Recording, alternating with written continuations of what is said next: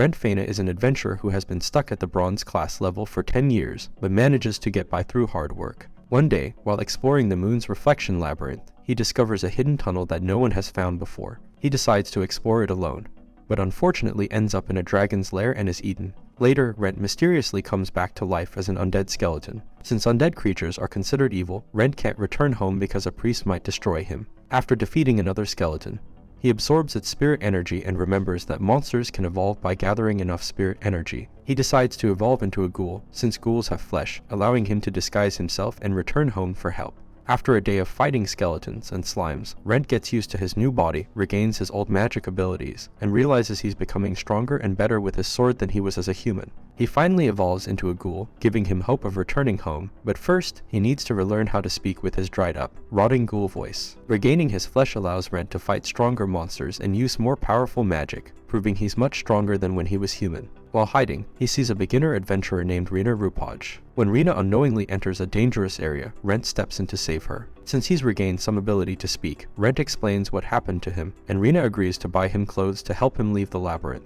She comes back with a black coat, boots, gloves, and an iron mask. The mask turns out to be cursed, and it attaches to Rent's face, making it impossible to remove. Rent decides to deal with it for now, as he needs to hide his face anyway, and plans to ask a priest to remove it later. Feeling responsible, Rina helps him return to Malt Village. They get past the border guards by blaming Rent's strange appearance and voice on the cursed mask. Once inside, Rent quietly slips away, not wanting to put Rina at further risk, but plans to meet her again someday. He then goes to visit his friend, Lorraine Vivi, a silver-class adventurer, who recognizes him right away. Lorraine, who secretly has feelings for Rent, invites him to live with her and also handles his guild business on his behalf. Rent orders a new sword from Clope, the blacksmith, designed to handle his stronger magic. As this happens, Lorraine reflects on her past. She remembers how nothing really excited her, not even becoming a doctor or earning silver-class status as an adventurer. That changed when a friend asked her to teach Rent, who was just a beginner at the iron rank. Even though she was given silver class because of her doctorate, Lorraine realized Rent was better than her at real adventuring.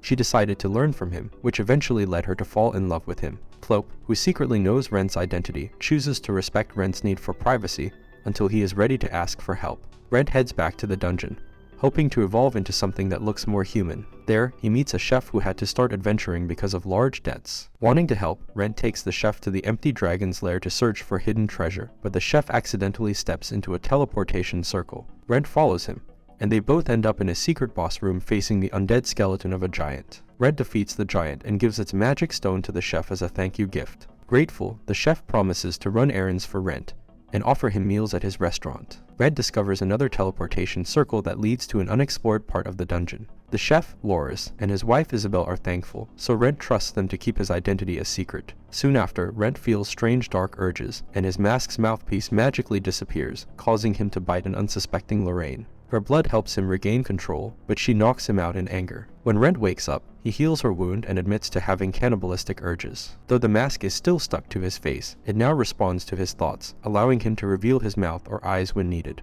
Lorraine realizes Rent has gone through existential evolution, and by drinking her blood, he evolved into a ghast. Rent understands that if he keeps evolving, he might eventually become a human-like vampire. Lorraine agrees to help him in exchange for letting her study his body for academic purposes. Since his new sword isn't ready yet, Rent borrows a temporary one from Clope so he can continue exploring. Meanwhile, he notices that Loris and Isabel have reopened their restaurant. Lorraine discovers that Rent is now immune to poison, doesn't need sleep, and can control his cannibalistic urges with just a few drops of blood. Later, Rent finds out that he was actually quite popular at the guild, so if he tries to take a quest under his real name, people will start asking questions. To avoid suspicion, Rent re-registers as a novice but changes his last name to Vivi, pretending to be a distant relative of Lorraine. He is surprised to find that the guild secretary, Sheila Ibars, is still upset that the supposed Rent went missing. As Rent continues exploring the unknown parts of the dungeon, he meets a mysterious woman guarding a room with a skeleton. She initially attacks him for grave robbing, but when she sees that he's a ghast, she gives him her cloak to replace his ruined clothes. She also hands him an acacia map, which tracks all the places he visits, in exchange for keeping her location a secret. Lorraine is impressed, as the map is as valuable as a national treasure and the cloak is both magic resistant and stronger than armor. When Rent tries to visit the woman again, he finds that she has sealed off the area. Meanwhile, more people at the guild start missing Rent, realizing that many of them had learned adventuring from him when they were beginners. Rent gets a chance to move up from Iron class to Bronze class. He scores perfectly on the written test. For the practical exam, He is teamed up with swordsman Rizz and sorceress Laura Sadii. Their task is to compete with other groups to be the first to reach a specific room in the new moon labyrinth before sunset. Rent quickly notices the first problem: the maps are old and inaccurate, so they buy a new one. Rizz and Laura are surprised when another party ambushes them, but they realize that since there are no rules, such tactics are normal. With Rent's help, they easily defeat the attackers. Afterward, an examiner nearby is impressed that Rent recognized the attackers were actually examiners sent to make the test harder. Meanwhile, Guildmaster Wolf tells Sheila to keep an eye on Rent because his sudden appearance and advanced skills seem suspicious. Rent's team reaches their destination, a boss room. Another group arrives too, but Rent lets them go first, knowing they are too arrogant. Watching them quickly lose confirms that more examiners are present to ensure no one gets killed. This makes Rizz and Laura feel more confident as they enter the boss room for their turn. The boss turns out to be a grand slime. Rent decides not to fight so that Rizz and Laura can gain combat experience, and they eventually defeat the slime. Since their party is the first to finish, they are promoted to bronze class and are rewarded with potions and a carrying case. On the way back, Rent shows Rizz and Laura how tricky labyrinths can be, pointing out that one floor is a massive forest that constantly changes its layout. Rizz and Laura leave but hope to see Rent again. Later, Sheila asks Rent if he's the same Rent Fena who went missing. Rent hesitates, so Sheila signs a magic contract that would make her his slave for life if she reveals his secret. After Rent tells her everything, she decides to help him. Lorraine, suspicious of Sheila, even considers killing her to protect Rent, but eventually accepts Sheila's good intentions. Sheila then reveals that novice adventurers have been mysteriously disappearing all over the kingdom, and the guild believes it's a mass kidnapping. Guildmaster Wolf suspects Rent might be involved, so Rent decides to stay away from the guild for a few days while Sheila works to convince Wolf that he can be trusted. When Rent picks up his sword from Clope, he hears about a powerful new technique that could help him reach mithril class. However, to use it, he'll need high-quality gear, and the challenge is figuring out how to make money while avoiding the guild. Luckily, Rent runs into Ryuntis from Tatsu village, who offers him a job not approved by the guild. Ryuntis explains that his sister is about to be sacrificed to the Lake Lord, a tradition in the village where young girls are sacrificed to keep the Lake Lord from destroying it. When they arrive, Rent meets Ryuntis' sister, Amaris, who scolds her brother for bringing Rent, as she had already agreed to the sacrifice. Rent becomes suspicious of two traitors he doesn't trust. During the ritual, Rent, Ryuntis, and Amaris watch as the Lake Lord appears, but Rent quickly realizes it's just an illusion created by the traitors. After defeating them, the traitors confess that they used the fake Lake Lord to kidnap girls and sell them as slaves. With the girls rescued, Rent is paid and even gets a surprise kiss from Amaris. Since the traitors only targeted young girls, Rent concludes they aren't involved in the disappearances of the novice adventurers. Sheila asks Rent to find a dragon blood rose, even though the quest only pays 1 bronze coin. Dragon blood roses are tied to the legendary love story between a dragon and a human. Rent agrees to take the quest because the roses can also be used to make strong medicine, and the quest was posted by the Malt Orphanage. At the orphanage, Rent learns from an employee named Elias that the headmistress, Lillian, has malacumula, a disease that makes her sick when she uses magic and will eventually kill her. Rent also deals with rat monsters in their basement, but when the boss rat bites him, his blood tames it, turning it into his familiar, a power usually seen in vampires. Lorraine is impressed and names the rat Edel.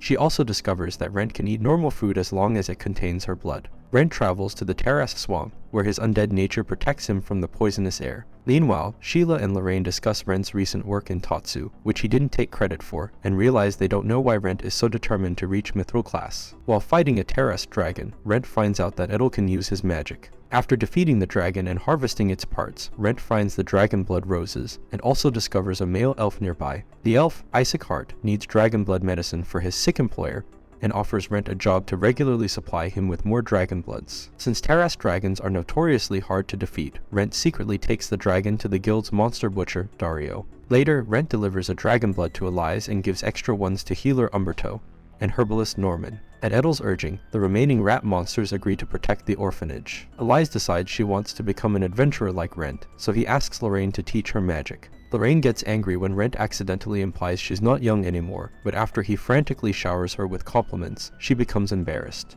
Rent also finds out that Isaac works for the powerful and mysterious Ladder family. Since refusing a request from them could be risky, Rent visits their mansion. However, the security guard informs him that the only way to get in is by successfully navigating a constantly changing maze, with the clue that the sun won't help him. Confident at first, Rent thinks the maze looks small, but after several hours, he becomes hopelessly lost. Rent eventually finds his way to the center of the maze and meets a young woman who collects magical items from labyrinths. She gives him the same hint about not relying on the sun, and he continues on. Rent realizes the maze is actually teleporting him around. After finally getting out of the maze, he reaches the mansion and meets Laura, who introduces herself as the head of the latter family. She offers Rent a reward. At first, Rent is interested in a model of a mana-controlled airship.